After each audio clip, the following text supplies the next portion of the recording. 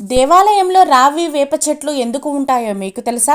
సాధారణంగా ఆలయాల్లో రావి వేప చెట్టు కలిసి కానీ విడివిడిగా కానీ ఉంటాయి. రావి విష్ణు స్వరూపం, వేప లక్ష్మి స్వరూపం. ఈ జంట వృక్షాలను పూజిస్తే దంపతులు అన్యోన్యంగా ఉంటారు.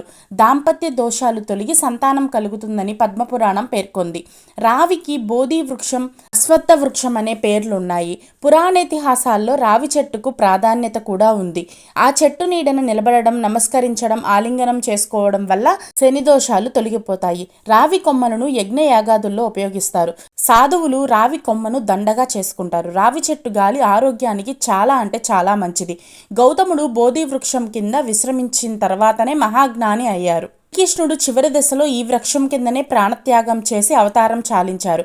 ఇక వేప ఎన్నో ఔషధ గుణములు కలిగి దివ్య వృక్షం. అనేక రోగాలను నయం చేస్తుంది. రావి వేప కలిసి కనుక ఉంటే అక్కడ మహాశక్తి అవతరించి ఉంటుందని పెద్దలు చెబుతూ ఉంటారు. మరొక విషయం, వేప చెట్టును ఎప్పుడూ కూడా ఇంటి ముందు వెనుక భాగాల్లో మాత్రమే ఉండేలా చూసుకోవాలి.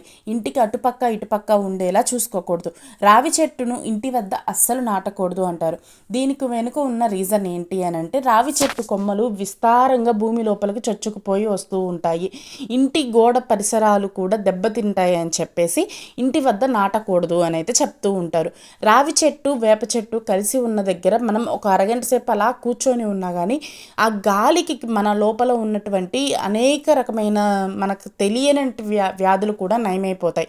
ఎవరికైతే పీసీఓడి అలాంటి వాటితో బాధపడుతున్నారో ప్రతిరోజు కూడా రావి వేప చెట్టుల దగ్గర ఒక్క అరగంట అయినా లేకపోతే 5 నిమిషాలైనా ఆ గాలి పీల్చుకున్న చాలు నయమవుతాయి అని చెప్పేసి నిపుణులు తెలియజేస్తూ ఉన్నారు.